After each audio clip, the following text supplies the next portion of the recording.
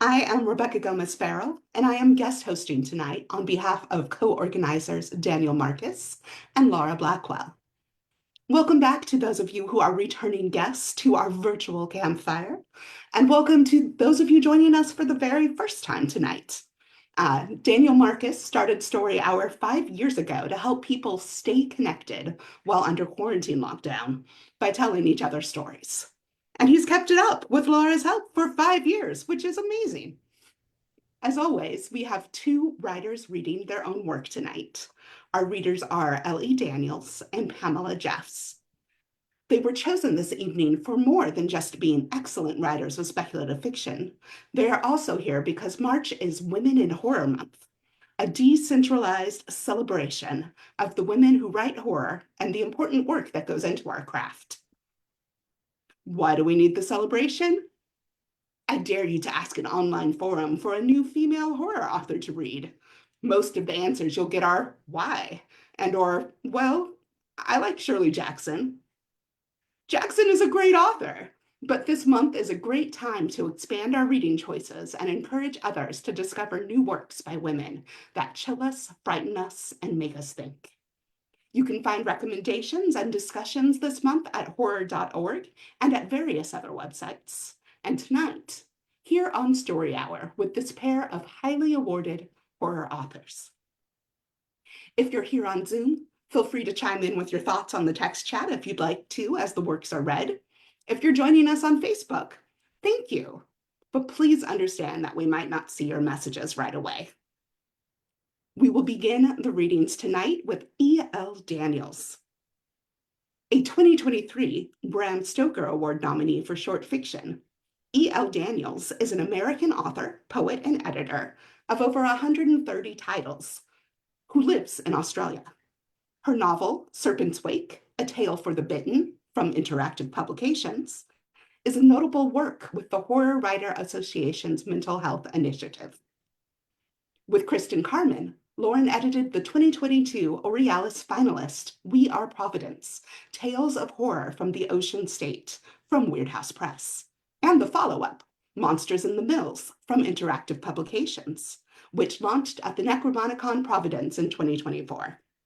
Recent publications include Soak and Hush, Don't Wake the Monster, from Twisted Wing Productions, and Higman's Coming, and Where the Silent Ones Watch, from Hippocampus Press. Her poem, Night Terrors, in the Horror Writer Association's Of Horror and Hope, was a finalist for the 2022 Australasian Shadows Award. Lauren directs the Brisbane Writers' Workshop. Lauren, the floor is yours. Thank you so much, Becca. And thank you for coming, everyone. Thank you, Daniel and Laura. It's a pleasure to be here. I'll be reading The Howling Places, which was released this week in Into the Dread Unknown, edited by Azura Knox. It's an anthology of women in horror. And it's based on a true story, actually, a segment of it. When the Berlin Wall came down, we discovered in my family that we had Russian ancestry that was kept secret during the Cold War. And I think it's appropriate for these times when people are feeling a certain shame about where they're from or who their people are. And just for content warning, I would say there's a little bit of body horror in here. And also, like in a fairy tale, the more violent the imagery, the more urgent the call from the psyche. The Howling Places. The 9th of November, 1989. Crowned by Goliath beech trees on the main boulevard of Spectacle Cove, Rhode Island, the marble facade of the Rollers Manor shines spotlit and ghostly beyond the wrought iron fence. Unlike other Gilded Age mansions, its gate, topped with lethal fleur-de-lis, is wide open, even after the tourists have been swept away by hurricane season. Dark hedges line the drive, and leaves tumble across the cobblestones. Beyond the 60-room manor, the drive branches off discreetly, cloaked by a trio of white oaks. Past the Siberian crabapple trees sits the former cart shed that once housed horses, coaches, and tack. Here, the back of the property ends with a cliff, and the Atlantic rolls under a waning moon. Aside from the peaked roof that once welcomed coaches and the horseshoe painted over in the lintel, Any hints of horses are long gone. In the 1940s, the Spectacle Cove Preservation Society bought the manor for events. The cart shed was claimed by the hospital on the mainland and became the carriage house home for aged women. It washes and feeds about 40 of the island's near dead, women with just enough money to claim a bed secreted away from the spring wedding receptions and summer robber baron tours. Now, precisely 100 years after the first honey cake was served with great extravagance in the roller's Imperial Russian tea room, 2 women lay dying. They've stopped pulling their wrists against the restraints and no longer twist against the harnesses that lash them to the bed frames. They no longer must they conceal the secrets that bind them as they strain to see who's there in the dark. The spotlight flickers as a frigid wind lifts Sophia's white skirt, whipping the polyester up over her white stockings. She adjusts her glasses and shivers, burying her nose in her coat. She passes under the horseshoe. A groan escapes from the white oak branches, a captive sound. Black beech leaves spin around her ankles and flit across the lawn. With all her strength, Sophia fights the suction of the wind and enters the foyer. Once inside, she grabs at her left shoulder through her coat. Pain bisects her spine like a blade. She knows she's too old for this job. Glancing back through the window into a night licked by moonlight, she sees leaves banking up against the garden wall. Useless, she says. She'll fire the landscapers again. Nearly 50 years ago, Sophia started here as a volunteer and worked her way up to head nurse. She preferred the solitude of the night shift, and that's where she stayed. The young ones from Providence tell her repeatedly to retire, but she waves them off. They never last more than a year anyway before they switch to pediatrics or return to the hospital on the mainland. It takes a particular sort to work with the dying, especially at night. Tonight, the nurses' station at reception is empty and dimly lit. The team of nurses coming to the end of their shift are probably dealing with sundowners, otherwise gentle patients who grow unreasonable in the evening. A portable black and white television flickers on the desk beneath the reception countertop, the volume all the way down. Hanging her coat, Sophia eyes the TV and sees a young man in jeans and a leather jacket swing a pickaxe straight into the rubble that was once the Berlin Wall. The head of the pick gets stuck. He pulls it free, swings again. Women wave chisels and champagne bottles. The picture fades to static. Sophia jiggles the antenna until she hears crying down the corridor. I said no. Oh, Nikki. A resident, Ellen, keeps thinking her dead husband is coming to take her to Fire Island for the weekend. Almost daily now, she packs her roommate's best outfits, the patient call button coiled neatly at the top of the clothes, and waits in the foyer. Sophia prefers to redirect Ellen to the dining room with, I'm sorry, but Nick can't make it tonight. Have a cup of tea with me. But the young nurses have their own ways, even if it's faster and more miserable. Sophia doesn't have the strength to help after it escalates, and by the sound of Ellen's cries, it has tonight. Hold her, one nurse says. A low howl travels along the shadowy walls. That's it, another nurse says. Be a good girl. A final weakening, no. You're all right, darling. Let the medicine work. Stop fighting. Sophia smells the sting of alcohol as she looks again toward the television. The picture shudders. Young women dance arm in arm in the rubble of the wall. The medicine cart rattles, and Sophia knows the nurses are dosing anyone who stirs. She heads toward the opposite wing. All is quiet as she strolls the corridor. All are tucked into their beds, and each room smells like lavender and baby powder. She touches the charts in the wall mounts by the doors for each set of roommates and glances from her bifocals at the scrawl for urinary tract infections and stool softeners. She replaces a chart in its mount as a crash echoes down the corridor. Sophia startles, jarring, brittle pain across her shoulder. It sounded like glass, a lot of glass. She breaks into an awkward trot, careful on the linoleum and slower than she remembers. Her heart lopes like a wounded animal, her muscles fatigue. A web of prickling pain spreads from her shoulder into her breast. She takes hold of her left arm and pulls it close to her ribs, eyeing each room as she pauses. Eventually, she reaches the end room as a frigid breeze brushes her face. A wave of nausea rises and passes. The wall mount is empty, no patient charts. A cold air drifts with the scent of trees and loam and mossy bark. From the darkness, something flies through the air and hits her in the temple, knocking her glasses from her face. Sophia touches her head with an "oh," and her fingers come away bloodied. The offending item lies at her feet in two pieces. She bends with a wobble to retrieve her glasses and reassembles a black goose with a red beak. It looks angry. Ceramics are not allowed in this ward. Sophia glances into the darkness. The first bed by the door is neatly made, but the second bed near the window is gone. The wall is gone. The room is open to the night, and the heaving wind spirals leaves devilishly along the blackened orchard. A dark shadow with wild hair and glinting eyes stands poised, facing her. Sophia's breath catches. She wonders if a tree collapsed on the side of the building, one of the old beeches, and these young nurses with their Walkman radios didn't even hear it. Bared teeth shine back at her like mercury in shadow. A strange scent of pine emanates from the room, and in the distance, as if from miles away, the honking of geese rises. A flock of Canada geese, perhaps, unsettled by the wind. Mrs. Holding the ceramic, she fumbles again for the patient chart, but there is none. The woman strides towards her, halting just beyond the edge of the corridor's light. Sophia wonders how she moves so quickly. A growl rises over the sounds of the climbing wind and geese. "He's joke!" Sophia doesn't know anything but English, but somehow she knows this woman has just called her a liar. Clutching the goose to her bosom, Sophia barks, "Come away from this room. It's not safe." She steps towards the woman into the shadows and takes in the long beak of a nose, the wrought iron grin, the ice-cold fire of her eyes that glow like an animal's. That growl again. "He's joke!"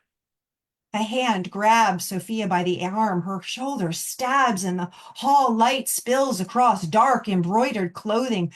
The grip is fierce, but nothing Sophia hasn't felt before on this job. Then it tightens. And that mouth is open wide, and Sophia knows this old hag is going to bite her. Sophia reels backward, dragging the woman into the corridor, spilling light across the clothing.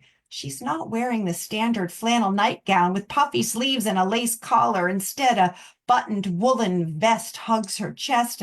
Long, pale sleeves flow at the arms, and charcoal skirts swirl over dirty feet, yellow toenails dragging like claws.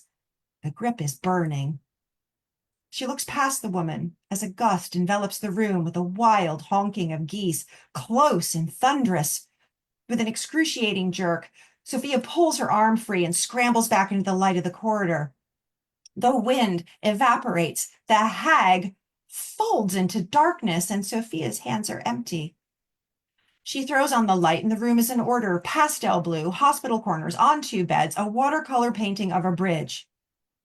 A black bay window holds her reflection as the November gale wails outside.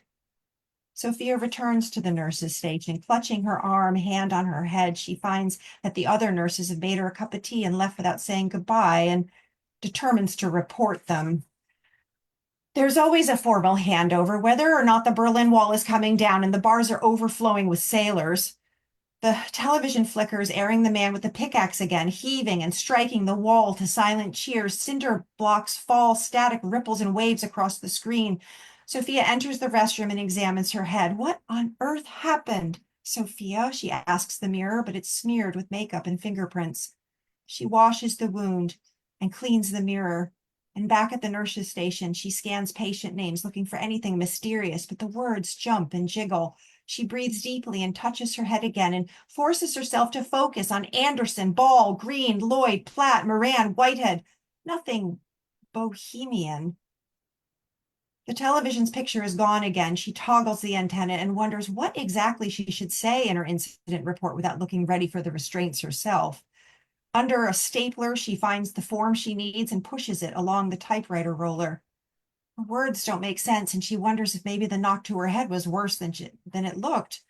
When she strikes the keys, a clot of type bars jam and stick together. "Piz jock!" A snarl and a sudden wind rips the papers off the desk. Lights flicker. A hand slaps out, and Sophia's scalp burns. She slides straight from her chair onto the floor. That awful woman again. Sophia spins on her bottom and wondered if the nurses drugged her tea, put something in her Earl Grey so they could run off and drink with the Navy boys.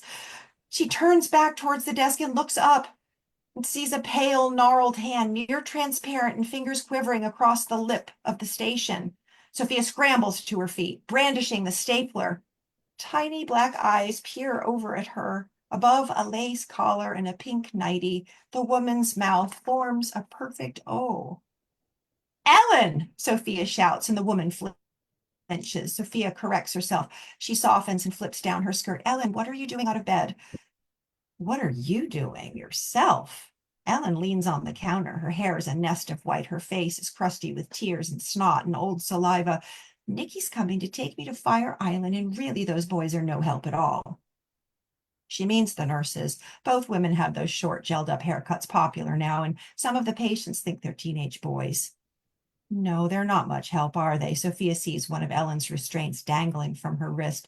If you want me to fire them, I know you like sacking people, dear, but no. And I should tell you, especially with the news, my name is Elena. She sings the word. Ellen is just for this silly island. You know how it is. Sophia wonders if she does. This is nice. Elena holds up the ceramic goose, shining and in one piece. Sophia startles at the thing. It was gone. Is it yours? My mother had one just like it. It's broken. It doesn't look broken to me. Elena centers the goose on the counter and strokes its head. I don't know where it came from. It still looks angry.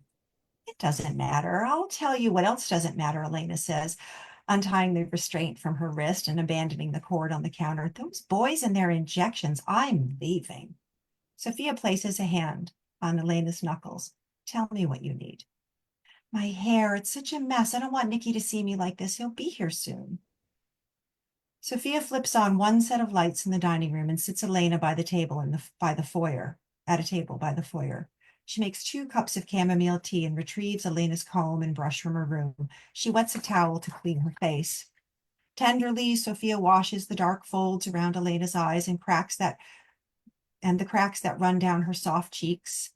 She wipes the crust from around her nose and sits Elena facing away from her and slowly combs the knots from her long, stringy hair.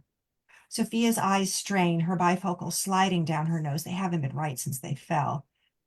She works away at the snag at the back of Elena's head until a wad of hair comes away. She hides it in her pocket and swaps the comb for the soft brush. Elena sips her tea. She whispers, "Do you see her too, sitting over there? She's here for us, you know." "Who?" "Babushka." Elena turns her gaze to the farthest, darkest corner of the dining room. "I don't see any. She's looking right at you." Elena's breaths are quick and shallow. "We must give her something before we can leave. She doesn't like that we've hidden ourselves all these years. We must pay the toll." Sophia leans forward, but her eyes struggle to make sense of the shadows at the back of the room. Elena, seems so lucid tonight, but she shouldn't indulge her. Elena shakes her head. "She's saying not so nice things about you. Can't you hear her?" "No, what's she saying?" "Oh, I don't talk like that." "Tell me." Elena sighs. "All right. She said I'm so sorry, but she said you're full of bullshit." There. Sophia catches the flash of eyes in the darkness like a wolf's and hears a voice rising like a low wind. "Jesus, Elena." Sophia drops her hands to the table. "Don't curse." Elena pauses to listen. "She says your father broke horses for the Tsar. Is that true? You have a proud family, strong people. Oh boy." "What?" Sophia shivers, clutching the hairbrush. "She's standing up now, still talking about your father. The horseman, she calls him. Don't you see her?" "I never knew my father," Sophia says. "Why on earth is she here?" "Oh, I called her." Elena laughs into her teacup. "I see the sister in you, and we're both struggling to get out of here." Elena reaches around for Sophia's hand. "Give her something. Nikki will be here soon. You can come with us if you hurry." "Give her what?" "Oh, I don't know." Elena pulls on the table and stands in her slippers. "She's always hungry. Find her something to eat." something hearty. The price is high for us, flown so far from home, shamed into hiding all these years. The cold breeze plays with Elena's hair. Elena starts to shuffle back toward her room, leaving Sophia holding the hairbrush and staring at that smear of shade and glint in the corner. It starts to growl. A gust shakes the dining room. The lights dim. The old hag springs from the darkness, knocking Sophia from her chair, pulling the tablecloth with her. Sophia feels those iron teeth lock onto her forearm, pinning flesh to bone. Flat on her back, Sophia howls and kicks, screaming and winding herself up in the tourniquet of the tablecloth. She beats the hag's head back with the hairbrush and flails across the floor into the flickering lights at the nurse's station. Alone, she collapses, weeping. She doesn't move for a long time, tears pooling on the floor. She hears a scuffle at the end of the corridor. She drifts in and out of herself along the well-worn seams of an old dream. Sophia. Elena's hand lights on Sophia's shoulder. She hovers in a great blur of green. Her hair looks dark. Is she in a wig? Sophia is jostled as the tablecloth is gently teased away. Elena sweeps her fingers behind Sophia's ears to smooth her hair. Sophia sobs. I don't understand. Elena, she looks like her own granddaughter. And I'm afraid I've got to go. But remember what I tell you. Stop fighting. Feed her and go. We have to pay the toll. Feed her what, Elena? What toll? Sophia palms the floor. I see this whole thing has been easier for me because of Nicky. He's relentless. Elena looks over her shoulder. Isn't there someone you can call? Elena helps Sophia to her feet, perfume accenting the air with wild orange blossoms. Her face is beautiful with raven black eyebrows, her lipstick red, her hair long and thick and pulled back in combs like a horsetail. There, Elena says, standing in an emerald A-line. Past Elena's shoulder, a young Nick stands in the foyer, holding a suitcase under one muscular arm as he lights a cigarette. He signals Elena to hurry up. Sophia clasps her hands tightly. Oh gosh, there's no smoking, Mr. Platt. He exhales a gray ribbon in response. Look at me. Elena takes Sophia's face right in her hand. Let the old witch take her due and call someone. It's that easy. Look. Elena holds up her forearms and wiggles her black gloved fingers on her right hand. But when Sophia looks to her left, it's gone, shorn off crudely at the wrist, open and red as if chewed to the bone. The wolf frees herself from the trap. Understand? Sophia reaches, but Elena pulls away the stump. Don't even think about bandaging it. It'll be fine. Tend your own wounds now. I don't understand, Sophia whimpers. But you do. Feel around inside, Elena says, stroking Sophia's arm. For the howling places. Remember what she said. You are from strong, proud people. That is what makes this so hard for you now. Pay the toll. Call someone. With one hand, Elena adjusts the collar of her dress. She clicks away on her heels, and from Nick's embrace, she turns to ask, is it true that your father trained horses for the Tsar? How romantic. And she's gone. Sophia feels the dawn. She senses it the same way she can smell snow coming. She throws open the front door of the carriage house to the glowing darkness and stands trembling on the grass. In the deep breath of the howling wind, she calls, whatever you want, take it then. Babushka emerges from the shadows beside her, panting, the beak of a nose in her wet iron teeth poised. The old hag sniffs at her, the theatrics gone from the occasion. And Sophia exhales jaggedly. But the hag leaps and latches onto Sophia's left arm, knocking her to the ground. She clamps down like a bear and twists with her whole body as Sophia collapses into the pain. With crushing weight, she stands on Sophia's body, rending the arm back and forth from its torso. Sophia sinks, dissolving into the violence, and for the arm wrenches free. The hag claims it, and with serpentine movements, swallows it whole. Sophia looks away to the cliff's edge and rolling Atlantic, toward a horizon glowing with pink gold and encroaching on the dark, swirling sky. She feels her warmth draining into the soil, pain receding with the motion of the sea. Papa. She whispers it for the first time in all of her many, many years. Papa. She thinks on how she never knew him, how she barely knew a mother who surrendered her at 4 years old, starving and in a tattered nightdress, to the orphan asylum on the island. She was barely old enough to remember that foul day when all other memories of her mother would be wiped away by nuns with a taste for order and beatings. Papa. And through the cold, damp earth, she feels them. Hoofbeats, a gentle, distant rap caresses a thunderous beat into a thunderous beat until it shakes the ground about her. Long white legs dance and shine in the dawning light. Black hooves churn up the grass. She gazes upward at this illuminated giant, a fantastic pale horse with a great arc of a neck, gray nostrils flaring. The rider looks down at her, eyes furious with love. A full black mustache twitches. His long coat hangs down his legs. Sparkling buttons and silver stirrup catch the first rays of dawn. With a squeak of his saddle, he leans and extends an open palm to Sophia. With one small hand and in a torn nightdress, his young daughter reaches for him. They say that the hearing is the last to go after the heart stops, and this is what Sophia hears vaguely as her father places her into the saddle before him and wraps her tenderly in his coat. Well, both Mrs. Ellen Platt and our very own Miss Sophia Gill have left us this morning. Is there anyone to call? Ellen has a daughter in New York. Sophia, no, she lived for this place. Ha, you think she'd be an easier patient. She took a swing at me the other day, and I swear she cursed me in Russian. Russian? No way, I think she's Irish. A flock of Canada geese gently honk, preening just beyond the window. Sounded like Russian to me. Maybe she heard it on TV. A shuffle of papers. Just call O'Brien's funeral home. Oh, Sophia, if you were a little rusky spy. The nurse pats her cooling cheek. The Cold War is over. Did you hear? The nurse turns up the volume on the television to cheering and whistles and music and song. Joyous howls ring out and fill the lonely room, edging out the darkness.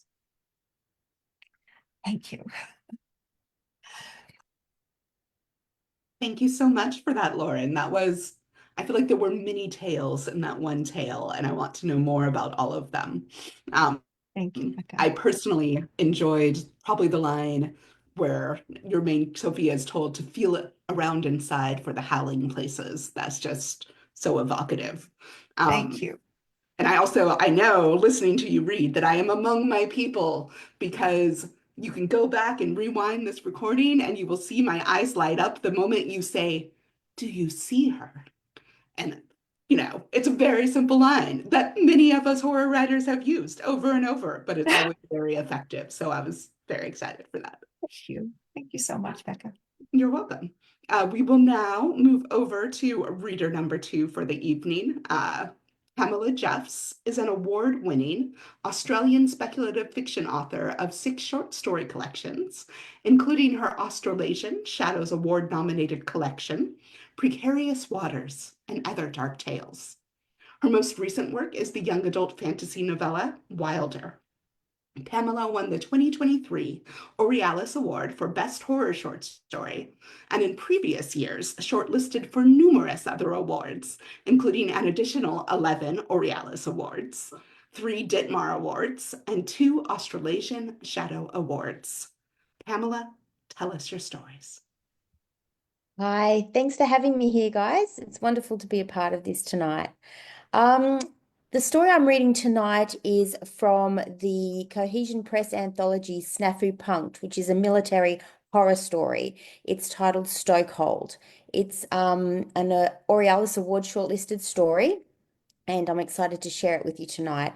In terms of triggers, I'd just like to flag that there is some imagery of gore, and there's also depictions of mental health disorders that lead to violence and murder. So just keep that in mind.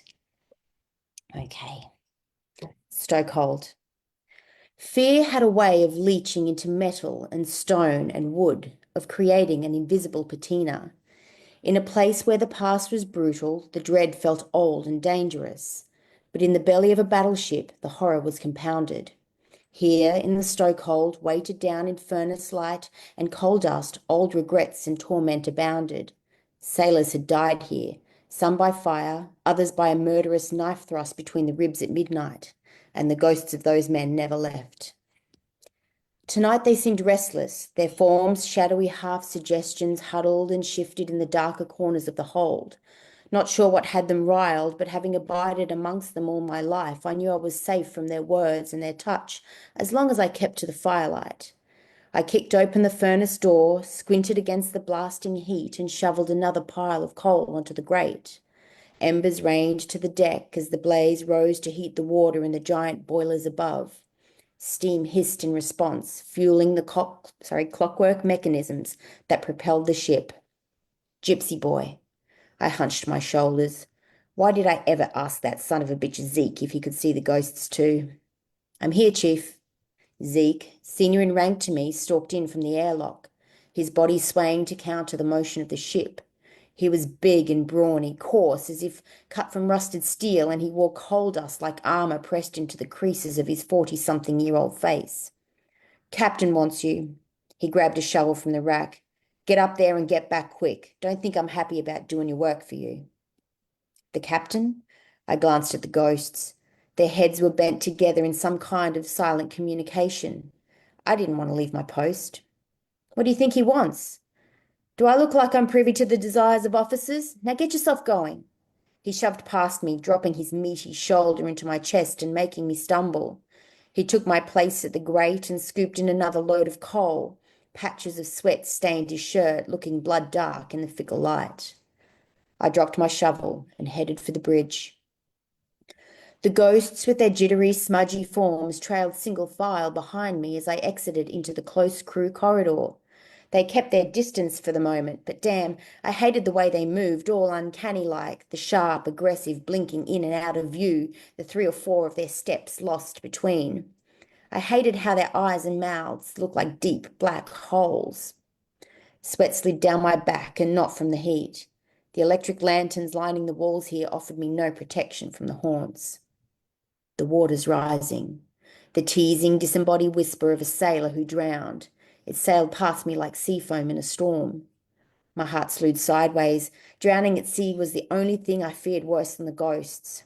I fixed my eyes to the far hatch. Just keep walking. The floor pitched against each step. Working in the windowless dark, I'd learned to read each motion of the ship, and today I sensed the ocean outside was wild, no calm sea to give us easy passage. Everything was off kilter today.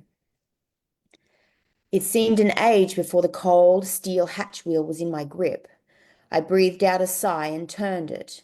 The door seal cracked. Light spilled across the threshold as I stepped into another corridor, this one wide and bright and gleaming, made for the cleaner work belonging to the officers and bridge crew. Here the walls were transparent, revealing the working innards of the vessel. Beautiful and complicated, the copper and gold clockwork mechanisms whirred and wound their ways behind sheets of hardened glass. Blood on the cogs. I swiveled with a tight intake of breath. An older ghost stood by my shoulder, his soul so threadbare as to almost be colourless. Yet his touch held strength as he raked the memory of his yellowed nails across my throat. Goosebumps rippled down my arms. Then he retreated, pointing left. I turned. The cogs in the walls dripped with ephemeral blood and viscera. A tangled, transparent corpse, face torn and limbs jammed, leered at me. A man who died in the walls. I shook off the ghost's touch with a growl and headed for the bridge. The captain's voice was loud, even through the steel door. Deep and sonorous, he barked commands to his crew. I entered the room quietly, marveling at the grace and curvature of the gleaming instruments that lined the consoles. The elegant compass nestled in its cradle of gold and brass next to the navigational officer's station. Captain Reed, he stood legs braced before the polished wooden wheel, broad-ended fingers curled around the walnut timber spokes that guided the rudder. But for me, the true beauty lay outside the vessel. As always, on the rare occasion I was called to this lofty station, my attention was drawn to the large expanse of glass that overlooked the tarnished brass smokestacks, the iron sheet deck and ocean. And I was right. Today the sea was bleak. a wash of grey beneath an even greyer sky. Waves, tops thrashed to white, buffeted the horizon. A storm was on its way, a bad one. The ghosts muttered, "The water is rising, blood on the cogs." "Stoke a web." Captain Reed's level gaze held mine, his hands resting lightly on the wheel. I saluted. "Reporting as requested, sir." Reed nodded. "How much coal have we left in the hold, son?" This was something Zeke would know. Why hadn't the captain asked him? I swallowed my annoyance. "Almost empty, Captain, but we're on track to make it to port." Reed's dark brows furrowed over his eagle-sharp nose. "It won't be enough." I glanced at the gathering storm. "Sir?" Reed frowned. "Back to your post, son. Stoke the furnace to full and make it hot. We need everything out of these engines. There's blood on the cogs and the water's rising." Those words again. Then Reed turned away. I stumbled back, eyes wide. The captain had a great gaping wound cut across his spine. He's dead. I'm only seeing his shade. I glanced around the rest of the crew and my stomach dropped. They were all dead too. But only nearly so, for while their edges were transparent, their eyes and souls still retained colour and form. Like the captain, some of the crew showed the wounds that killed them, throats slit, others with worse. It was only now I noticed the floor was wetted with gore, scarlet, and not yet congealed. But no corpses. What the hell happened here? The whole ghostly crew stopped and considered me. Outside, the ship powered into the growing waves. I couldn't help it. I ran. My vomit splattered hot and acrid across the corridor. The smell of the crew's blood clung to me. No amount of clearing my throat seemed to loosen it. Zeke. I had to get back to him. As much as I hated him, he deserved to be warned. I wiped my mouth on my sleeve and sprinted down the corridor, headed for the Stokehold hatch. Around me, the cogs in the walls continued to turn. The ghosts appeared ahead of me, forming a line to bar the path. Damn it! I brushed through them, the cold tatters of their souls clinging to my shirt as I raced to my post. I slammed open the hatch. "Zeke!" The silence held the room, thick and heavy like felt. I stumbled to the furnace. The grate hung open and the fire burned low. The ghosts crowded in behind me. Frantic, I grabbed a discarded shovel and piled on extra fuel. Slowly, it ignited, licks of flame catching to the coal.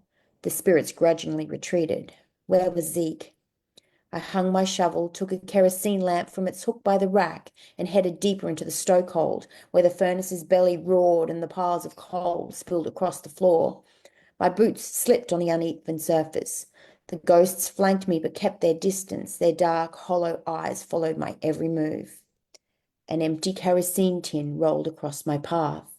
Things always move in a ship, especially as it pitched and yawed through a storm, but this movement was different. The tin didn't roll back, instead remaining pressed to the far wall. The floor. It leaned as if the ship had settled to port. A ghost sailor, dressed in an old stoker's uniform, stepped in and swiped at my lamp. It dropped from my fingers, the glass shattering as it rolled to settle by the tin. The small flame stuttered, yet remained burning low on the wick, offering just enough light to see by, but not to deter the spirits. "The water is rising," whispered the phantom. I lunged for the lamp and retrieved it. The wick extended and light bloomed out. Angle, it was clear we were taking on water. What do I do? A dark, sticky-looking trail smeared on the deck caught my attention. I leaned in, the firelight revealing blood slicked across the floor. My hand shook, the light trembled. A secondary door led from the rear of the stokehold through to the older corridors, giving access to the engine room. I followed the blood. Shadows pressed close. The smell of salt and old oil grew stronger here, underpinned by darker notes of grief and half-remembered terrors. I tried to ignore the threads of sorrow and memory leached by the ship, just as insidious as the ghosts who never left me be. The steady rumble of the engines drew me on. They grew louder as I neared. Ahead, the hatch stood ajar, beckoning. How could an exit look so hungry? My heart clenched into a knot tighter than a fist. I swallowed spit soured by fear and stepped through. The next corridor was shadowed, not having the same expensive electric bulbs that were installed in the ones above. The small light offered by my lamp was just enough to illuminate the black-red trail I followed. The body of a midshipman materialized out of the gloom. Blonde-haired and slight of flame. Oh my goodness. Blonde-haired and slight of frame, his throat was cut, and not neatly. The death stroke was a ragged score on the column of his neck, a disturbing contrast to his bloodied but otherwise neat uniform. I pressed a hand to my mouth. He wasn't much older than me. The ship lurched further to port, and I stumbled against the wall. An ominous groan echoed through the metal. Time was running out. I slid past the boy just as his soul separated from his corpse. He looked confused as he ran a pale hand through his fringe and then touched the wound on his throat. We made eye contact and his lips moved, but I didn't wait to either listen or explain. I left him to cry over his own corpse. The hull groaned again, and I could all but feel the heavy press of water against the steel, the ocean's desire to flood the compartments and claim the ship, to deliver death by drowning. The thought of the crushing depths and crabs nibbling at my flesh. I just needed to get Zeke and then get the hell off this ship. The door to the engine room was closed. With the angle of the deck, its heavy metal construction kept it firmly pressed against the seals. I battled the weight and forced my weight inside. The room was lit with strings of electric lights that flickered like moths. The air boiled hot as the engine's main cogs and steam-driven valves churned away, their thunderous voices an assault on the senses. Adjusting my hold on the lamp, I circled around the closest of the great piston housings and skirted beneath one of the three gleaming mechanisms. The air down here smelt damp. Years of engine steam and oil had conspired to make the floor slick. My boots slipped, and I swear the deck was trying to trip me. I turned a corner and found the water. It poured in through a series of holes punched through the side of the ship. The metal shards of the wounds curled outwards, the damage made from within rather than from anything the sea threw at us. Salt water and foam gushed through them like blood pouring from a torn artery. Who would have done such a thing? The water is rising. Terror surged. Adrenaline powered me. No longer worried about Zeke, but with thoughts turned to the lifeboats lashed to the decks above, I ran, distress at the water greater than the fear of my ghosts. Ahead, the clockwork cogs turned and turned, their cadence beating as if to measure the last moments of my life. I visualized the open sky, a picture of white caps on a vast ocean, and I held tight to that image. Zeke was waiting for me at the hatch, eyes wild and teeth bared. He stood braced against the floor's tilt, machete gripped in his meaty hand. Zeke, what are you doing? It ends here, gypsy boy, he snarled and then lunged. I pushed the blade aside, a sting to the palm. The keen's blade nicked my flesh. Zeke's free hand snapped forward and caught me around the throat. I swung at his chest, but my punches landed on flesh hardened by a lifetime before the furnace. I couldn't break free. He leaned in. Got one final job for you. I sucked stunted breaths as he dragged me towards the heart of the engine, the place where the largest of the cogs whirred to keep the ship's rudders steady. A slaughterhouse stench rose, hanging concentrated in the air, death and body fluids. There's blood on the cogs. The ghost's whispers filled my mind as Zeke threw me face down across a metal beam and bound my hands to it. I glanced up and wished I hadn't. Above me rotated the rudder cogs. Their usually gleaming surfaces were ragged and stained. To each of the great spokes was tied a corpse of a crew member. Torn flesh hung from stiffened limbs, and those still with eyes stared blankly into the darkness. Time for you to join the rest of the crew, said Zeke, his breath hot against my ear. What have you done? I whispered. Can't your ghost friends tell you? The haunts, as if summoned, appeared from thin air. They gathered solemn below the hanging corpses. Captain Reed stepped forward, hand outstretched. Fear the living, he said to me. They're the monsters here. I glanced at Zeke. You murdered them, Chief? I asked, horrified. All of them? Why? Zeke's gaze darkened like the sea horizon before a storm. You wouldn't understand. No? Try me, you son of a bitch. Zeke snarled and slammed the flat of his machete against a piston casing. The ring of distressed steel clamoured discordant. Then he closed his eyes. When he opened them, bloodshot sclera ringed his irises, a gaze wild and angry and murderous. Something was broken inside of Zeke. He snapped his teeth at me like a shark tasting blood in the water. Then he threw up a hand in the air, palm stained with coal dust. I signed up to be a sailor, but instead of fighting for my country, I was put into the belly of this iron beast and have spent a lifetime feeding it coal. No clean breeze on my brow, only darkness, dust, and terror. Haven't you felt it? The way it bleeds out of the walls and into your skull? Zeke smacked his palm against his temple. You asked me once if I could see the ghosts. I can't, but maybe it's them I feel, in my head, and they were always in the stokehold. Just them, the furnace, and those four steel walls. He swings his machete. The edge gleams silver in the lamplight. I can't take it anymore. Please, Zeke, you don't have to do this. But I do. I've given everything to the Navy, but no more.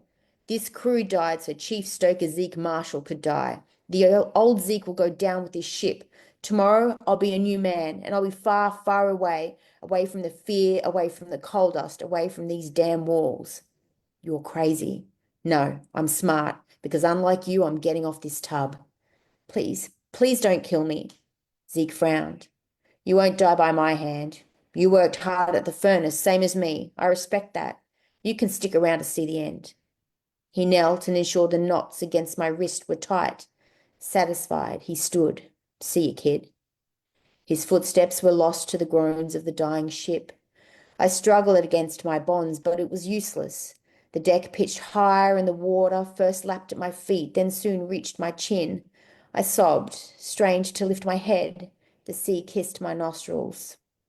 My ghosts gathered close, and for the first time I was thankful for their presence. At least I wasn't alone. One by one, each haunt touched a hand to my shoulder, fingertips freezing. My breaths came rapid and shallow. I gripped the beam with both hands, took courage from the iron, and wondered if it, even at the bottom of the ocean, would hold the memory of my death. The ship groaned as she settled deeper into the ocean's embrace. The engine's bite-toothed cogs finally whirred to a stop, and the corpses they held slumped against their bonds. Then the water closed over my head. I held my breath for as long as I could, but soon the briny liquid scored its way into my lungs. The ghosts whispered to me one last time. The water is risen, they said, and the cogs are washed clean. That's it. Thank you. Wow, Pamela. Wow. I think we can all say wow. Well, that is, you should have or maybe you did see all of our faces at the reveal of Zeke being the person responsible for all of this. Woo! And then when you said something was broken inside of Zeke, we were all like, understatement of the year. Yes, problem, Zeke. That was a great story, and I think everybody who has ever taken a tour of a battleship when it is empty can just see the ghosts all around. So your story captured that wonderfully. So thank you. So I would Thank you like so much. to give both Pamela and Lauren one more round of applause. Thank you, Pamela Jeffs. Thank you, L.E. Daniels, for sharing your works with us tonight. Um, I also want to make sure to let you know that next week our readers are J.A.W. McCarthy and Lindsay Manusos. Before that show, be sure to check out storyhour2020.com in case there are any changes to the program. You can also find the upcoming author list of appearances at storyhour2020.com. Should you want to watch a past episode of the Story Hour, head to the Story Hour page on Facebook. And thank you one more time to Daniel Marcus and Laura Blackwell for inviting me to guest host this evening. And my thanks go out to all of you who've joined us in the audience, whether you're on Zoom, Facebook Live, or watching a replay later on. I hope you have found our virtual campfire tonight to be an inviting one. Though, has anyone else noticed some strange shadows beyond the flames? I keep seeing something just over there. Good night from Story Hour. Thank you, Becca. Thank you so much.